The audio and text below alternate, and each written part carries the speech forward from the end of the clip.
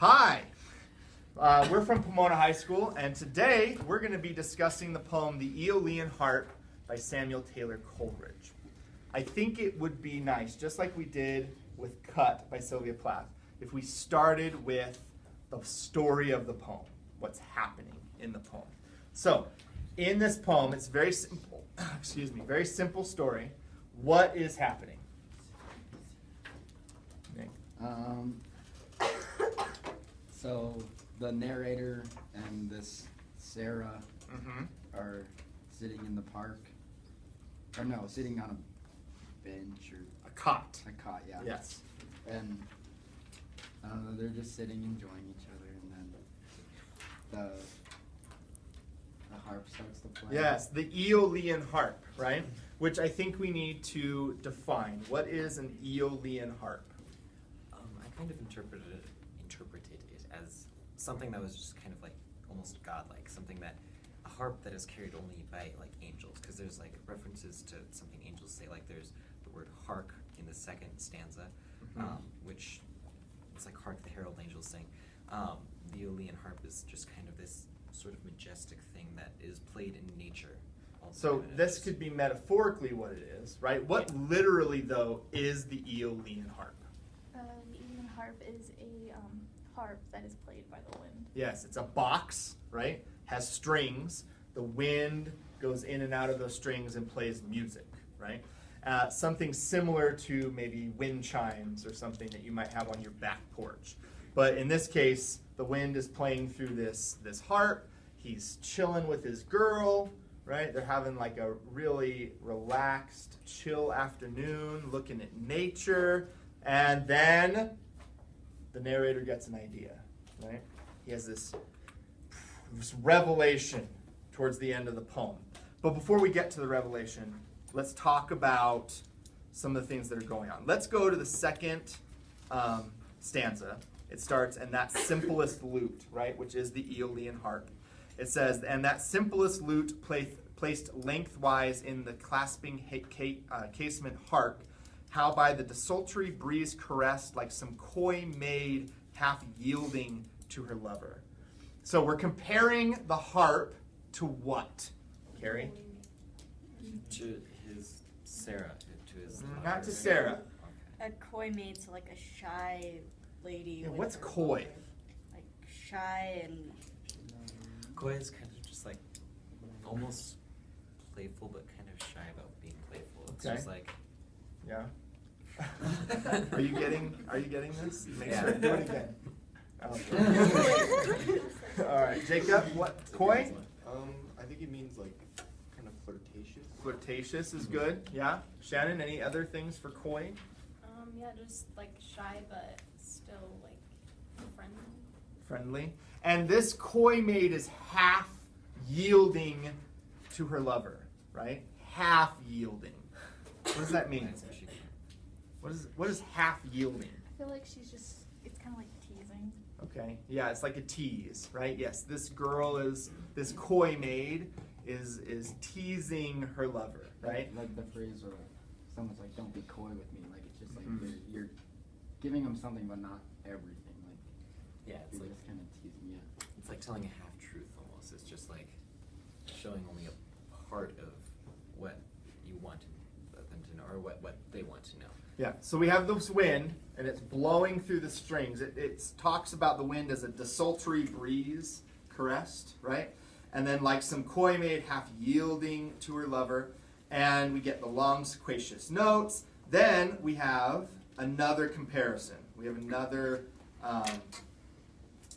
metaphor. It says, over delicious surges sink and rise, such a soft floating witchery of sound as twilight elfins make when they at eve voyage on gentle gales from fairyland. So we compare the sound that the harp makes to what, Jacob? I interpreted it as like a almost supernatural, or like a supernatural music. Supernatural music. Yeah. What word's giving you that supernatural? The over delicious surges sink and rise, almost like notes on a measure, like they sing Okay, in yeah. rise. Yep. And so this music is bewitching, right? It even uses the word witchery of sound. What other words give us supernatural? Elfin. Elfin. What does that mean? Elfin. I think it's talking about like elfin music, like in Lord of the Rings, the elves. Like elves, yeah.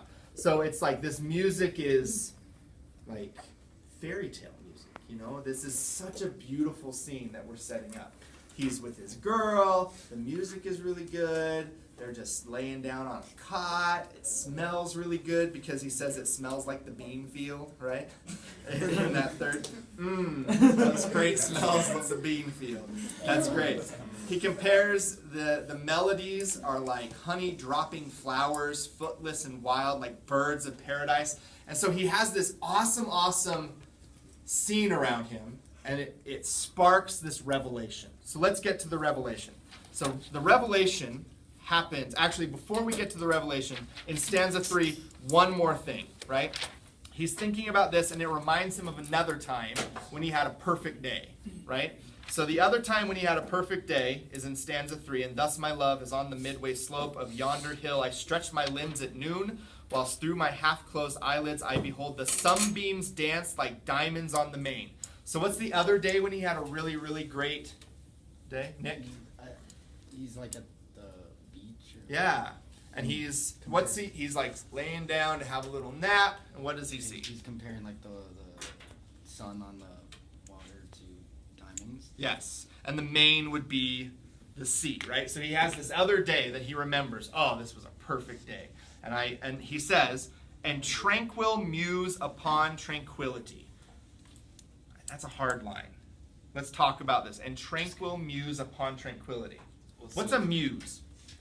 It's inspiration, like something that inspires you to create art or do something. So when we use it as a noun, it can be, a woman or your God or something that gets you to create things. What else could the word muse mean? I also would go with inspiration, but it's kind of more. If you're just kind of like- musing on something, You're thinking. you're thinking, right? Yes, you're thinking. You're looking for a new angle on the situation. You're trying to find how can this be something new. What am I not quite getting Yeah.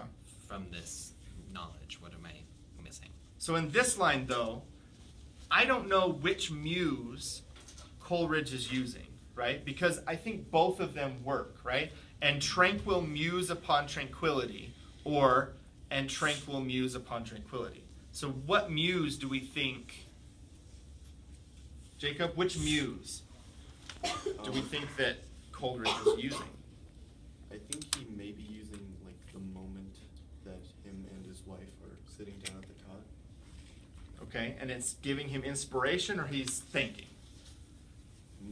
I think maybe both. Both? Yeah. Okay. Corey, what do you think? Which muse? I actually kind of go with that because I think he's thinking about inspiration. As a concept. Okay. Shannon? Is it the muse or is it just thinking? I think it's just thinking. Okay. So when you have the word tranquil, he's thinking quietly to himself. It's not the person muse is tranquil. But he's thinking about being quiet and being tranquil and having these moments. And then we get to his thesis, right? In stanza, what is this? Stanza 4. This is the hardest stanza, but also the most important. So stanza 4 says, and what if all of animated nature be but organic harps, diversely framed that tremble into thought as o'er them sweeps, plastic and vast, one intellectual breeze, at once the soul of each and God of all. This is hard. What is his thesis, right? He's having these moments where he can think about the world and God and everything that's going on. What's his conclusion? Josh? So he's kind of saying that God is blowing. So God is the wind, and he's kind of blowing it through. He says, the world is a harp. So God is effectively playing the harp of the world. He's in control of everything. And God is kind of in control of nature. So one intellectual breeze that is the God of all. And so the world is of nature and all the organic harps is played by God. So he's like. So do we think though that the harp is the world, or could the harp be something else? Just like nature and like life. It's just like. So nature, life. Any other ideas? I don't know if the harp is necessarily nature. I think it's just what makes him realize nature. So it's those moments. So the Yeah. moments are the harp being played. Okay. Any other ideas, Jacob? I was kind of going off like the whole God thing, like where it says "and God of all." Like maybe the harps, the organic harps, are God, and he's sort of omniscient. Like God is everywhere. Okay, and he's playing himself. Yeah, he's in nature. Okay, so he is in everything, and he's playing nature so that we understand him better. Because it like says Okay. he's the soul of each and God of all. So he's like in everything and God of everything. I think like the literal like interpretation is that the harp makes him realize just nature all around him and stuff. But I think it's more, I don't know. I think because he says, and what if all of animated nature be but organic harps diversely framed? Like it's just like comparing the two. Like it's comparing the harp to nature, and they're saying they're like one and the same, I guess. Yeah. So he's using this Eolian harp as a metaphor to get to a greater truth. So he's saying that, everything is here to testify that God exists, and this moment is to help me understand that, right? I can see all of nature, and it's being played by God so that I understand who he is. Does his girl like this thesis?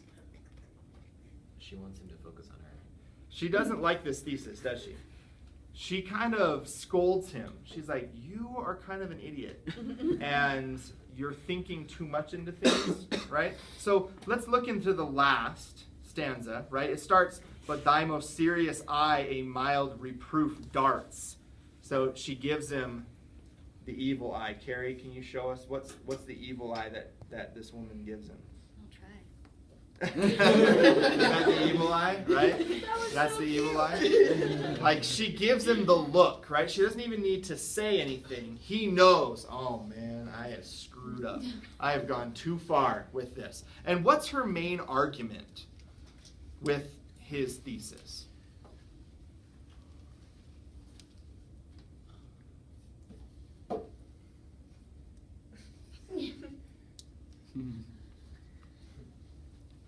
Listen, he says, and biddest me walk humbly with my God, meek daughter in the family of Christ. That just seems. Does she think that he's being humble in this? Because to her, can we really understand God? No. No, right? And are we meant to necessarily understand God?